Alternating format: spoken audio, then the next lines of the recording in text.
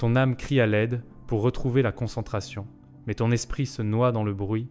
Chaque jour, ton esprit est un champ de bataille. Scroller, comparer, douter, brûler, des heures sur des choses qui t'épuisent, pendant que tes rêves pourrissent en arrière-plan. Tu es épuisé, submergé et terrifié. Et si c'était tout ce qui t'attend? Mais si je te disais qu'il existe une arme secrète, forgée il y a 2600 ans, pour terrasser la distraction, faire taire le chaos et faire de la concentration? Ta superpuissance? Les anciens maîtres bouddhistes n'avaient pas d'application. Pourtant, ils ont piraté l'esprit humain pour vaincre la souffrance, bâtir des empires de paix intérieure et vivre avec. Une raison d'être tranchante comme un rasoir. Leurs secrets ne sont pas enfermés dans des temples, ils sont ici, dans cette vidéo. Tu vas voler 6 leçons interdites pour briser les chaînes de la culpabilité et de la procrastination. Comme un forgeron fait fondre le fer, recable ton cerveau pour qu'il désire la discipline, pas la dopamine. Débloque une concentration si farouche que tu surpasseras n'importe qui sans t'épuiser. Mais il ne s'agit pas de citations mignonnes, ce sont des vérités qui transforment l'esprit. Comme le moine qui fixa une cascade pendant 9 ans pour maîtriser la concentration, ou le samouraï qui répéta un coup d'épée 10 000 fois. Il s'agit d'une maîtrise de soi impitoyable. Tu découvriras la phrase unique que Bouddha utilisait pour tuer l'anxiété, efficace en 10 secondes. Pourquoi la souffrance est ton plus grand professeur et comment la transformer en arme? Un rituel redoutable pour purger les habitudes toxiques pour de bon. Ce n'est pas du développement personnel, c'est une révolution intérieure.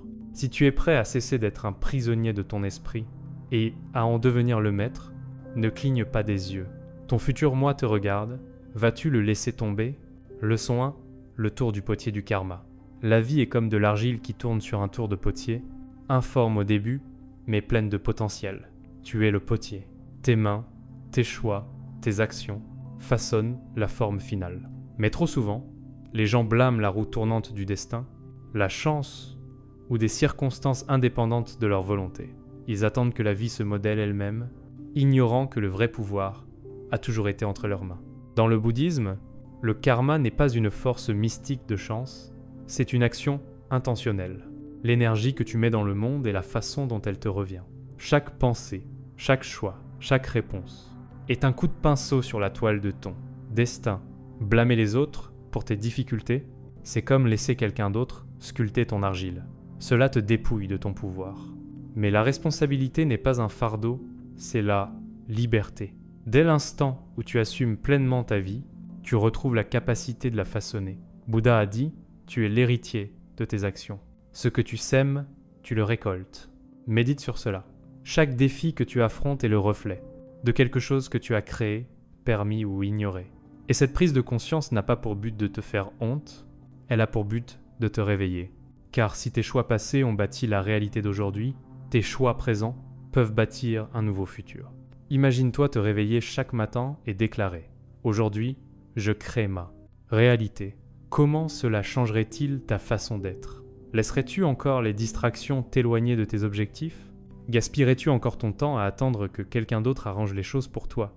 Et le soir, avant de dormir, demande-toi « Qu'ai-je contribué au défi d'aujourd'hui ?» Cette pratique ne vise pas la culpabilité, elle vise la clarté. Quand tu assumes radicalement tes actions, tu prends le contrôle radical de ta vie. Alors demande-toi, quelle argile laisses-tu les autres modeler pour toi? Façonnes-tu ta vie avec intention ou permets-tu aux forces extérieures, la société, la peur, les opinions d'en dicter la forme? À quoi ressemblerait ta réalité si tu assumais 100% de tes choix? Le tour du potier continue de tourner. La question est, vas-tu prendre le contrôle et façonner ta vie ou vas-tu laisser l'argile durcir en quelque chose que tu n'as jamais voulu? 2. Le pont de la juste intention. La vie est un pont suspendu au-dessus d'eaux turbulentes. D'un côté, l'incertitude, le regret et la stagnation. De l'autre, la clarté, le but et l'épanouissement. La seule façon de traverser est de poser des planches, chacune étant un but conscient, un pas en avant. Mais voici la vérité. La plupart des gens ne construisent jamais leur pont. Ils restent au bord, perdus dans des souhaits vagues, attendant que la direction apparaisse. Mais la direction n'est pas trouvée, elle est créée. Le bouddhisme enseigne le principe de la juste intention. C'est le fondement du noble chemin octuple un guide pour vivre avec sagesse, et en son cœur il dit « La clarté du but élimine la souffrance ». Réfléchis à cela. La plupart des peines dans la vie ne viennent pas de l'échec, elles viennent de l'hésitation, de l'errance sans carte, de la poursuite de ce qui n'est pas fait pour toi. Le Bouddha enseigna « Un esprit discipliné apporte le bonheur, car quand ton esprit est indiscipliné, ton énergie se disperse. Tu poursuis des distractions, tu te compares aux autres, et tu te demandes pourquoi la vie semble sans direction. Mais quand ton esprit est concentré, quand tu agis avec une intention claire, tu arrêtes de dériver et tu commences à construire. Trop de gens fixent des objectifs comme des bateaux en papier, vagues, fragiles, facilement coulés. Ils disent « Je veux réussir », mais ils ne définissent jamais ce que la réussite signifie pour eux. Ils disent « Je veux être heureux », mais le bonheur n'est pas une destination, c'est le résultat de la façon dont tu vis chaque jour. C'est pourquoi la sagesse bouddhiste exige de la spécificité. Tes objectifs doivent être les planches de ton pont, pas seulement des espoirs, mais des pas solides en avant. Au lieu de dire « je veux être en meilleure santé », déclare « je suis une personne qui nourrit son corps et son esprit ». Au lieu de dire « je veux créer une entreprise », affirme « je suis un entrepreneur conscient, créant avec un but ». Quand tu écris tes objectifs sous forme de déclaration foi « je suis », tu les imprimes dans ton subconscient. Tu ne penses pas seulement au changement, tu deviens le changement. Maintenant, demande-toi, ton pont est-il construit sur des souhaits ou sur des plans? Tes rêves sont-ils structurés, avec des étapes claires et actionnables, ou ne sont-ils que des désirs vagues flottant dans ton esprit? Car chaque jour où tu hésites, le pont reste inachevé, et les eaux du doute montent plus haut. Mais voici le secret, la première planche est toujours la plus dure. Dès l'instant où tu définis ton objectif avec clarté, tu crées un élan. Alors, que oserais-tu accomplir si le doute disparaissait? Imagine-toi de l'autre côté du pont, regardant en arrière vers la personne que tu es aujourd'hui. Ce futur moi te remercierait-il pour les décisions que tu as prises, les planches que tu as posées, ou serait-il toujours en attente au bord, perdu dans la rie? Incertitude, concentre-toi sur ton chemin, construis avec intention, et avance avec un but, une planche à la fois, 3. La forge de la maîtrise de soi, ton esprit est une forge, un atelier de forgeron ancestral, où le métal brut est façonné en quelque chose d'indestructible. Mais voici la vérité. La plupart des gens ignorent que le feu est nécessaire. Sans chaleur, le fer reste faible. Sans effort, le potentiel reste inexploité. Et sans discipline, l'esprit reste fragile, cédant à chaque distraction, chaque impulsion, chaque doute passager. Tu es le forgeron de ton destin. La question est, vas-tu te forger en quelque chose de fort ou vas-tu te laisser rouiller? Les moines bouddhistes consacrent des vies entières à maîtriser l'esprit car ils comprennent une vérité simple. La croissance n'est pas optionnelle, la stagnation est souffrance. C'est l'essence de dukkha, l'insatisfaction qui surgit quand nous résistons au changement. Évitons le défi et restons coincés dans de vieux schémas. Et pourtant, tant de gens attendent que la vie s'améliore, tout en nourrissant leur esprit uniquement de distractions. Ils améliorent leur téléphone, leur voiture, leur garde-robe, mais ne s'améliorent jamais eux-mêmes. Le Bouddha a dit « Les charretiers guident l'eau, les fabricants de flèches façonnent les flèches, les sages se maîtrisent eux-mêmes. » Pense à cela. L'eau ne trouve pas son chemin seule, elle est guidée. Les flèches ne volent pas juste par accident, elles sont façonnées. Et l'esprit, il n'atteint pas la maîtrise par une existence passive. Il doit être affiné, aiguisé et discipliné. Soit tu façonnes ton esprit, soit le monde le façonnera pour toi. Si tu es toujours submergé, distrait ou agité, la raison est simple. Ta forge est froide. Tu n'alimentes pas le feu. Les médias sociaux, les divertissements insensés et le défilement sans fin volent ta concentration, affaiblissent ta résolution et laissent ton potentiel intact. Mais si, au lieu de donner ton attention à des choses qui t'épuisent, tu l'as redirigée vers quelque chose qui te construit, imagine remplacer seulement 15 minutes de médias sociaux par la lecture d'un sutra bouddhiste chaque jour. Ce n'est pas seulement de la connaissance, c'est de la transformation. Dans 1 an, ton esprit ne serait pas seulement informé, il serait entraîné, discipliné et affûté comme une lame forgée dans le feu. Maintenant, demande-toi, quelle compétence changerait ta vie si elle était maîtrisée? Est-ce la résilience, la concentration, la discipline émotionnelle? Imagine la version de toi qui a conquis cette compétence. La clarté dans ses yeux, la fermeté dans son cœur.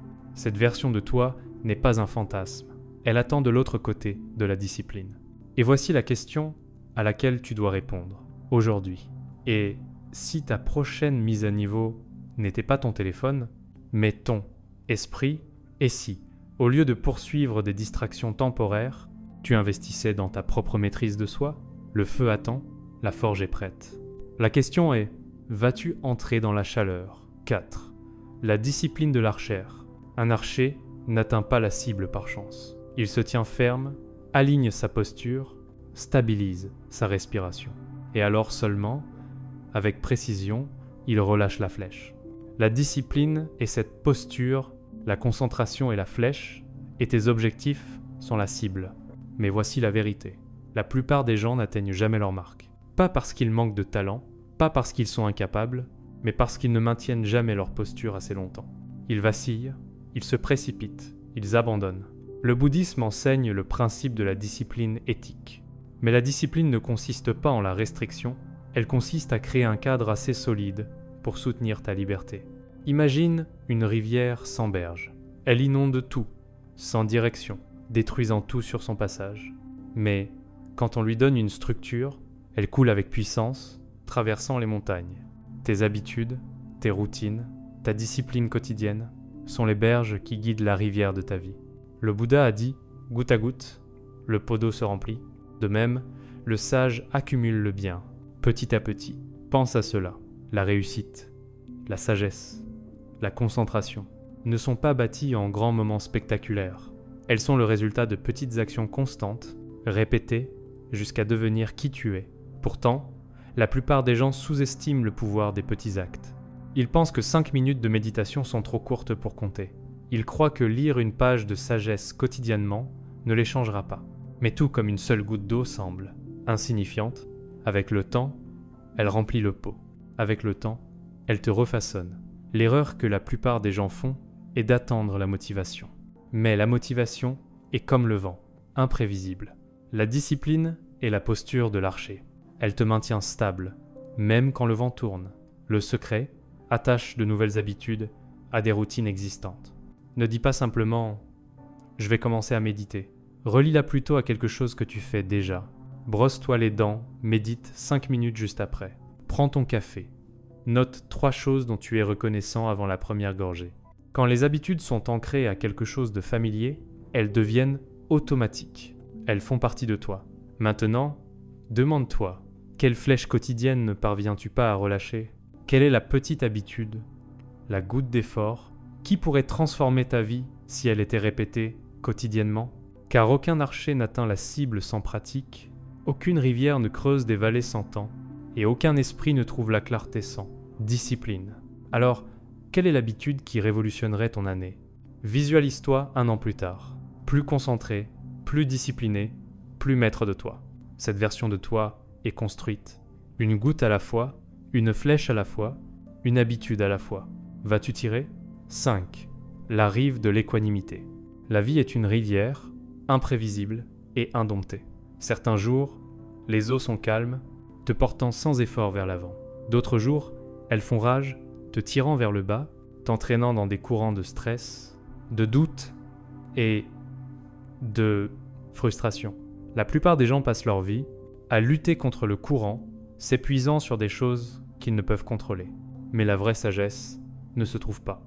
En résistant à la rivière, elle se trouve en devenant la rive, stable, enracinée, inébranlable. Le bouddhisme enseigne l'équanimité, l'art de l'équilibre. C'est la capacité à rester imperturbable face au chaos extérieur, car ton fondement est en toi.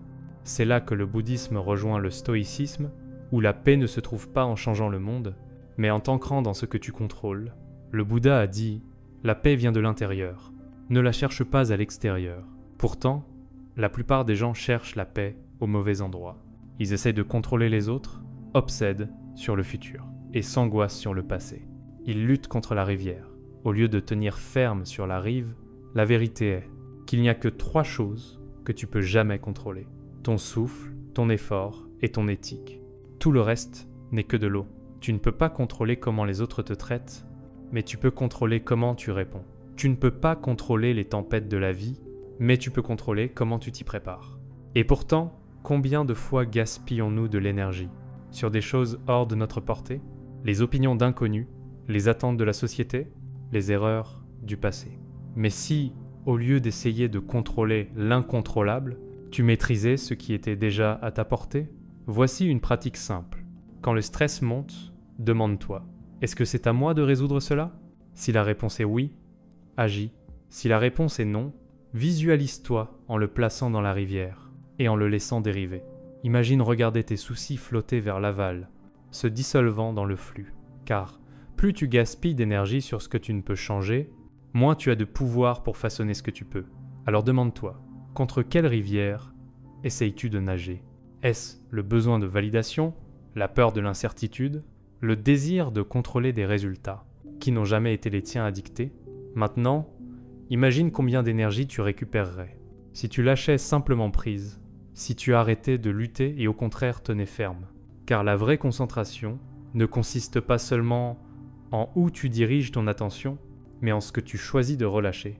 La rivière bougera toujours, le monde changera toujours. Mais ton pouvoir n'est pas d'arrêter le courant, il est de rester fort, enraciné dans ce qui est vraiment tien. Vas-tu continuer à lutter contre le flux, ou vas-tu devenir la rive, stable, inébranlable et libre ? Si. Le phénix de la juste vision, le feu détruit, mais il crée aussi les forêts qui brûlent, sont les mêmes qui repoussent plus fortes. Le métal qui fond dans la forge est le même qui est reforgé en acier incassable. Et le phénix, il ne craint pas les flammes, il les embrasse, car des cendres, il s'élève. Non pas plus faible, mais plus sage. La vie te brûlera. L'échec, la rupture, la perte sont les flammes. La plupart des gens les craignent.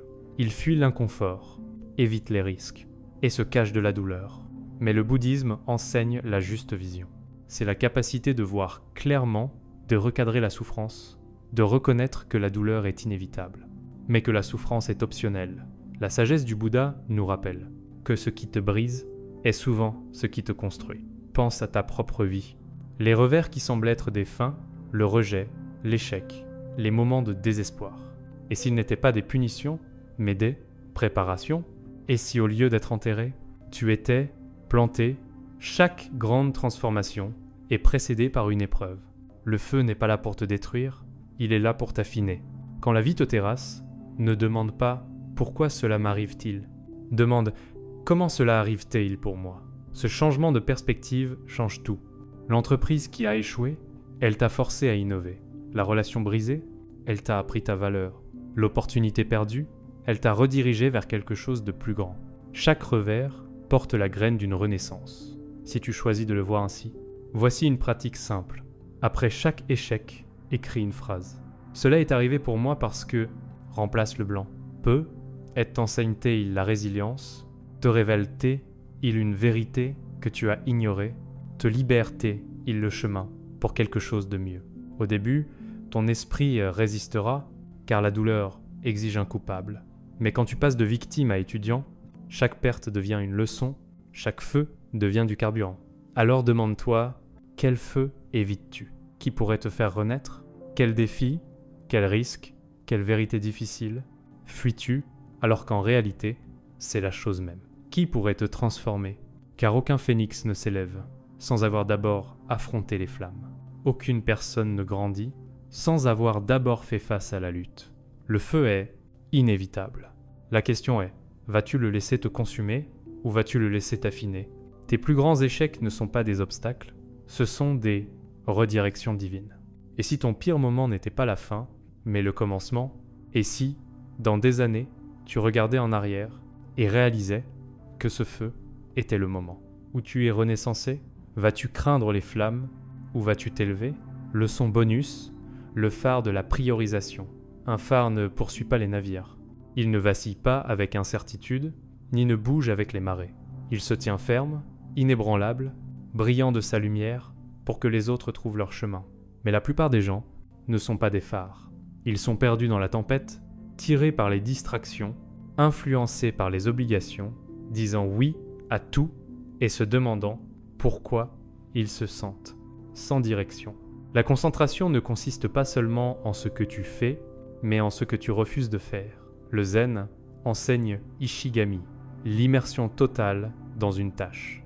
C'est la discipline de faire une chose, en pleine présence, pas à moitié, pas en multitâche, mais avec tout ton être. Pourtant, dans le monde d'aujourd'hui, les gens portent l'occupation comme une médaille d'honneur. Ils sautent d'une tâche à l'autre, vérifiant les notifications, répondant aux messages, poursuivant l'urgent, tout en négligeant l'important. Et dans ce processus, ils fracturent leur concentration, affaiblissent leur volonté et diluent leur but. Les maîtres zen avaient un simple mantra: quand tu marches, marche. Quand tu manges, mange. Cela semble évident, mais réfléchis. Quand était la dernière fois que tu as vraiment fait une seule chose à la fois?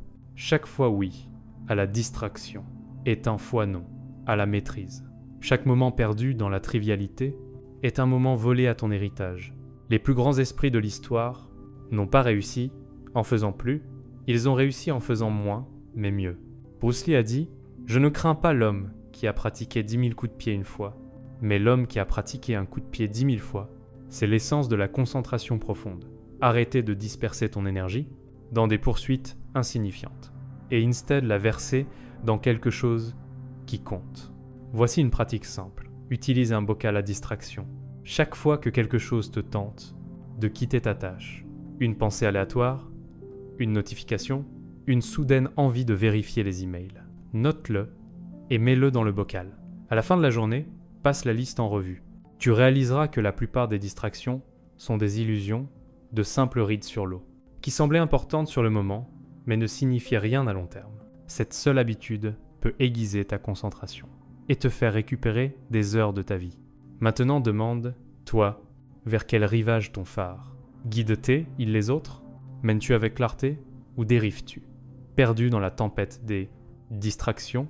Car voici la vérité. Chaque fois que tu poursuis ce qui n'a pas d'importance, tu t'éloignes de ce qui en a.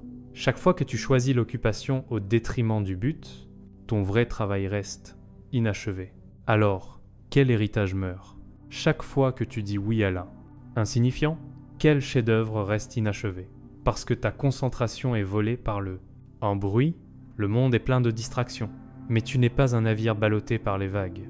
Tu es le phare. Tiens bon, brille ta lumière et guide ta propre vie vers le rivage. Récapitulatif rapide des 6 leçons. 1. Le tour du potier du karma. Tes choix façonnent ta vie. Arrête de blâmer les autres. Assume tes actions comme l'argile sur un tour. 2. Le pont de la juste intention. Les objectifs vagues mènent nulle part. Écris-les comme des déclarations fois « je suis » fois pour t'aligner sur un but. La forge de la maîtrise de soi améliore ton esprit quotidiennement. Remplace les distractions par la sagesse. Le faire aiguise le faire. 4. La discipline de l'archer. Les petites habitudes, comme 5 minutes de méditation, se composent en une concentration inébranlable. La constance surpasse l'intensité. 5. La rive de l'équanimité. Laisse le chaos couler comme l'eau. Contrôle seulement ton effort, ton éthique et ton énergie. 6. Le phénix de la juste vision. Transforme les revers en sagesse. La souffrance n'est pas une punition, c'est ton professeur. Tu n'es pas ici pour survivre à la tempête, tu es ici pour danser sous la pluie, pour trouver le calme dans le chaos, le pouvoir dans le lâcher-prise, et la liberté dans la discipline. Le Bouddha a enseigné que tout ce que nous sommes est le résultat de ce que nous avons pensé. Chaque défilement, chaque doute, chaque fois. Je commencerai demain, écris ton destin. Mais aujourd'hui tu tiens le stylo. Les maîtres zen disent, quand tu atteins le sommet de la montagne, continue à grimper. La concentration n'est pas une destination, c'est l'art de tomber amoureux de l'ascension. Le monde essaiera de te noyer dans le bruit, mais ton souffle est une ancre, tes objectifs sont une boussole, ton esprit est un jardin, que seul toi peux entretenir. Alors demande-toi, vas-tu laisser la vie t'arriver, ou vas-tu arriver à la vie? La voie n'est pas dans le ciel, la voie est dans le cœur. Bouddha. Un étudiant demanda un jour, « Comment trouve-t-on la paix ?» Le maître répondit, « Arrête de te perdre dans ce que le monde veut, et commence à te trouver dans ce dont ton âme a besoin. Si cela a éveillé quelque chose en toi, aime, partage, écris, fois 8 fois dans les commentaires. Si tu es prêt à te concentrer comme un maître, abonne-toi à Deep Wisdom et rejoins une tribu de chercheurs, transformant le chaos en clarté. Ton voyage commence maintenant, mais seulement si tu choisis de commencer.